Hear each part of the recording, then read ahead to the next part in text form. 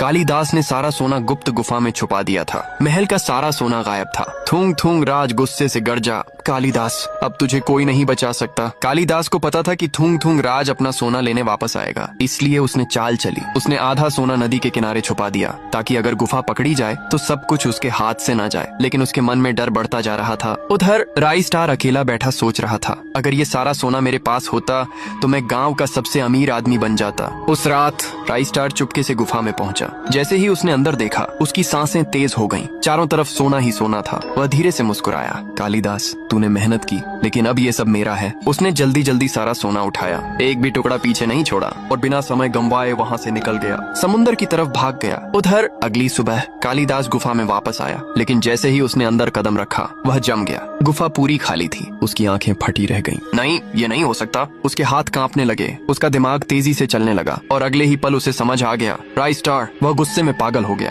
तुरंत वहाँ से भागा सीधे नदी के किनारे जहाँ उसने आधा सोना छुपाया था। वह जल्दी जल्दी मिट्टी हटाने लगा, लेकिन उसका दिल बैठ गया। वहाँ भी कुछ नहीं था। अब कालिदास के पास कुछ भी नहीं बचा था, न गुफा का सोना न नदी किनारे वाला। वह घुटनों के बल बैठ गया। उसके मुंह से आवाज भी नहीं निकल रही थी। तभी पीछे से एक भारी आवाज आई, खत्म हो गया। कालिदास का शरीर कांप उठा। वह धीरे धीरे पीछे मुड़ा और सामने था थुंग थुंग राज। उसकी आंखें गुस्से से जल रही थीं। कालिदास कुछ बोल नहीं पाया। थुंग थुंग राज धीरे से बोला, तू सोच रहा था तू बच जाएगा। कालिदास जमीन पर गिर गया, लेकिन अब बहुत देर हो चुकी थी। उसी समय राई स्टार समुद्र की तरफ भाग चुका था। उसके चेहरे पर लालच साफ दिख रहा था।